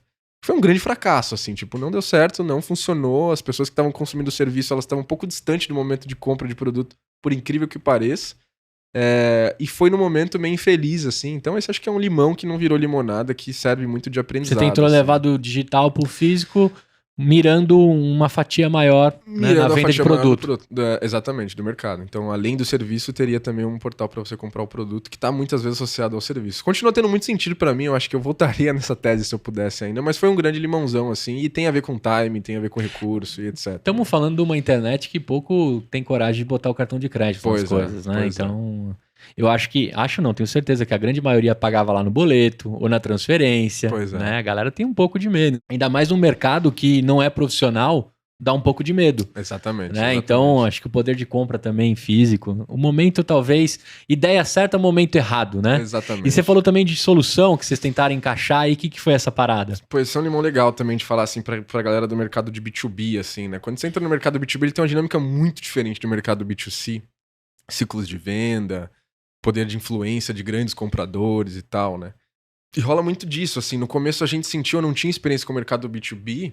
A gente fez algumas acelerações, algumas consultorias que, enfim, foram muito extremamente importantes, mas ainda assim, você sente que o mercado funciona assim, e a gente compartilha com vários amigos empresários também do mercado de B2B, compartilhando do mesmo sentimento, que é, putz, quando você tem uma grande corporação que chega até você, eles acham que você é uma mera software house, assim, né? Pronto, tem uma solução, né? Eu tenho um produto aqui, eu estudei, é isso que a gente vende. Não, tá bom, mas faz isso aqui pra mim. Aí, qual é o seu preço para... Qual é o seu preço para fazer isso, né? Então, grandes instituições, você iniciando uma jornada, precisando gerar caixa, precisando vender, precisando mostrar que você sabe entregar e resolver problema. É muito difícil balancear até onde vale a pena você ir para não fugir do seu propósito inicial, né? Uma vez que a gente tem restrição de capital no Brasil, uma vez que a gente, enfim, tem toda essa dinâmica para equilibrar. Então, acho que um outro grande limãozão, assim, que é mais uma experiência mais expandida, né? Foi tentar desenvolver essas soluções meio acopladas, né, meio paralelas, meio marginais ao que a gente realmente queria entregar para conseguir um cliente. E uma coisa que eu aprendi é isso, tem cliente que traz dinheiro e tem cliente que leva dinheiro, e a gente teve alguns desses que serviram como aprendizado. E essa grande separação de quem vende sapato e o alfaiate ali, quem vende o produto final e o alfaiate, né, não do sapato, desculpa, da construção, né, eu quero um terno personalizado, leva-se muito mais tempo, mas você já tem uma gama maravilhosa de ternos que se encaixam em vários corpos. E aí, quando você pede pro alfaiate trabalhar cada vez mais, ele tem menos tempo de cuidar do terno para todos. Então, cuidado com isso, galera. Eu estou nesse exato momento, às vezes o cheque é legal, é bonito, mas cuidado para não virar o departamento de uma empresa, hein? Às vezes os caras compram a ineficiência da empresa deles numa eficiência do que você está construindo. Exatamente. Na verdade, acho que isso continua sendo uma oportunidade. Muitas vezes você descobre que seu produto poderia ir para lá por uma demanda como essa, mas acho que tem um ponto essencial que é você ser crítico nessa escolha. E não desviar. Você, pode ir pro backlog também, né? Sim. Isso que a gente fala, quando tá construindo o produto, tem algumas coisas que vão backlog, tem algumas coisas que são priorizadas, tem algumas coisas que já vão gerar caixa para sua empresa. Você tem que escolher bem isso. Sim. Cuidado para não criar também os ornitorrincos, né? Chega uma hora que você tem um ornitorrinco e ninguém compra, né? Não é pato, não é peixe, não é sei lá, né? Que loucura. Agora, cara, para fechar, né? Primeiro, agradecer o seu tempo. Eu sei o quão foi difícil você arrumar a agenda para estar aqui. Vocês estão num momento muito difícil, né? De captação, de construção, de foco, né? Difícil no sentido de tempo. E eu sei o quanto foi difícil te trazer para cá. E eu queria levar na mochila algumas coisas de você. Além da provocação que você fez aqui, que de repente eu podia começar a encarar os primeiros 5 quilômetros da minha vida, né? De repente para chegar em 50, mas eu queria que você jogasse na minha mochila aí alguma dica de livro, prática, série, podcast. O que você me recomenda aí para eu colocar na mochila aqui do Gustavo? Super. Cara, primeiro um dos melhores podcasts de empreendedorismo raiz, EmpreendaCast. Se é a primeira vez que você tá ouvindo, já clica em seguir aí, por favor, segue, é muito massa. O conteúdo, eu acabei virando fã há pouco tempo. Depois eu passo o Pix pra você, tá bom? Mas acabei virando fã. Cara, tem alguns livros assim que marcaram, acho que a minha... Eu costumo ler e estudar, acho que a escolha de economia também foi um pouco por aí, pra me tornar uma pessoa melhor. Não sou muito apegado à técnica. A técnica a gente aprende e aplica já rapidinho ali, entra, faz um curso funcional e aplica, né? Então, eu estudo muito pensando nisso, me tornar uma pessoa melhor, aumentar minha visão crítica pra tomar melhores decisões, né? Com maior sabedoria. Alguns livros que marcaram a minha vida foram de gestão, né? O High Management Output. Esse é um livro, tipo, pra mim, bíblia, assim. Eu li ele pela segunda vez há pouco tempo. Vale muito, muito a pena ler mesmo. Qual que é o outro livro? Um outro livro sensacional também é o Nudge, que é de um economista, né? Que puxa muito essa discussão de economia comportamental. Então ele fala sobre escolhas, como influenciar, entender escolhas das pessoas, né? Fala sobre marketing comportamental. Animal. Entre outras coisas. Reforçando o começo do nosso episódio, que economia é mais humanas do que exatas. Exatamente. Né? É um curso de humanas, né? E pra mim é mais humanas do que exatas, é exatamente isso.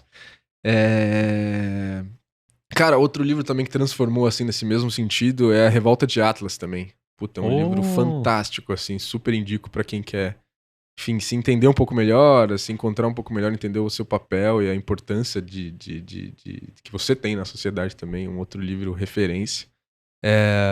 Blitzscaling, Lean Startup, são bíblias também aí que são necessárias. E para venda B2B, né, uma das últimas leituras relevantes assim é o Receita Previsível.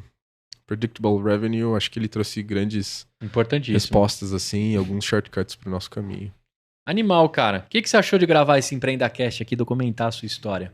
Cara, uma experiência interessante, assim. Nunca tinha usado esse formato pra falar um pouco, né? Me senti levemente estranho, mas muito confortável. Acho que esse é super legal, acho que você conduz super bem. É fantástico o espaço aqui, tô apaixonado. Vou virar cliente, inclusive, do espaço. Boa. O pessoal sabe onde é aqui, não? A galera não sabe, é no Tchê Café. Nem Tchê todo Café, mundo. aqui em São Paulo, perto do aeroporto de Congonhas. Sensacional o espaço. Tem música, tem cerveja boa. Tem cachorro. Tem carpa. Sensacional. É um lugar, enfim, muito acolhedor. Fiquei muito feliz de estar aqui. E, cara, foi uma experiência fantástica, assim. Espero que eu tenha adicionado um pouquinho com a minha aprendizagem. Muito, aprendizado aí. Muito erro, mas espero que tenha, enfim, ticado. Agradecer o Leandro que indicou. Grande Leandrão. Leandrão é meu amigo da época de Beercast. Ele trabalhou na Cerveja Store, né? Pois é. Ele saiu da Cerveja Store e veio trabalhar com a gente. Quase 5 anos com a gente. Né? O Leandro, puxa, ele me acompanha a jornada aí dos podcasts, né? Então ele conheceu o Beercast, depois o Empreenda. E ele falou assim, cara, eu tenho um cara aqui pra te indicar. Incrível, você precisa conhecer a história dele. Eu falei, cara, não precisa nem me terminar a frase, só me diz aí como é que eu chego nele, né? Ele fez a ponte com a gente. Então, obrigado por ter vindo aqui dedicar um pouquinho do seu tempo. E tenho certeza que todo mundo aqui pegou algumas mensagens, né, importantíssimas de como você pode construir algo sólido, escolher bons sócios, entender bem o seu mercado, né? A gente começou dizendo aqui, eu não sou psicólogo e eu vou falar até o ponto que eu posso. E dentro do que ele pode, o que ele está construindo como tecnologia, ele falou super bem, super claro, né? Tem uma sócia por trás que assina por essa cadeira, um outro sócio que já está com ele em diversas caminhadas, a construção de algo que também precisa de um cheque maior, é um problema grande. A gente também tirou aqui o romantismo sobre ser unicórnio, não ser grande, ter dinheiro, fazer exit ou não. A gente passou levemente por um exit aqui que pode ter ajudado bastante financeiramente o Lucas, mas não foi primordial para a caminhada dele, tem muito a vir ainda, inclusive ele está atrás de outros problemas para resolver. E também o quanto a sua mente e o seu corpo tem que estar alinhado, né, com a sua empresa. Saúde mental com a sua empresa e com a sua família, com a sua vida, né? Saúde mental é importantíssimo, né? A gente tem aí diversas ferramentas e, inclusive, muita gente tentando resolver esse problema. A Telavita é uma dessas, né? Com muito profissionalismo. Como é que a galera acessa? Como é que eu tenho acesso a Telavita? A partir de quanto? Quais são os caminhos aí, as redes para a galera que ficou interessada? Maravilha. Telavita.com.br, lá você vai encontrar todas as informações. Você que é empresário e quer disponibilizar isso para os seus colaboradores, você que é pessoa física e quer acessar um profissional de qualidade, com uma equipe, enfim, qualificada, treinada, selecionada, é só acessar lá. Você pode pagar através do seu cartão de crédito, você é pessoa física, né? Então tem sessões a partir de R$90. Que legal. Que já é um preço bastante acessível se a gente compara com o mercado particular. E para a empresa depende do tamanho da empresa, depende do contexto. A gente tem programas personalizados, a gente tem programas para desenvolvimento de cultura, palestra, letramento em saúde mental. Então é só preencher lá, a equipe comercial vai entrar em contato com você e explicar em detalhes. Animal. Parabéns também pela Telavita, pela evangelização, né? Pavimentação de um mercado que é mais avançado, né? A psicologia ela avançou mais rápido com relação ao acesso por celular, por telepsicologia, né?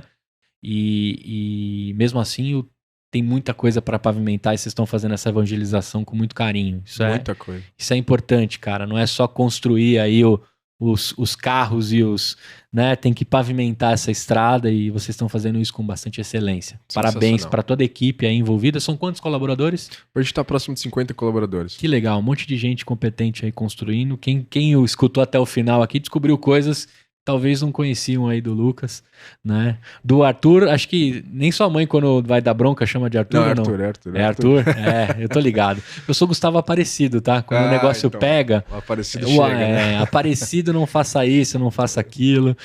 A gente sabe como é. Cara, brigadão demais. Quem quiser trocar uma ideia contigo no CPF, LinkedIn é o melhor caminho? LinkedIn é o melhor caminho. Lucas Arthur, Telavita, você vai me encontrar lá. Super prazer, adoro tomar café, trocar ideia, aprender, afetar e ser afetado, então super bem-vindo a todos os convites. Perfeito. Para você que ficou com a gente até aqui, se você tá aqui no YouTube, não deixa de curtir, de comentar e de seguir aqui o nosso canal. Se você tá nas plataformas de áudio onde eu comecei a minha história com os podcasts, saiba que eu também estou lá no YouTube esperando por você. É muito legal você conhecer e ter esse contato visual também com os empreendedores, com as empreendedoras. Eu te vejo num próximo episódio discutindo uma maluquice com algum sonhador, com alguma sonhadora, com algum maluco, alguma maluca que vai vir aqui contar o que está fazendo, quais são as pingas que estão tomando, mas quais são os tombos que estão levando também.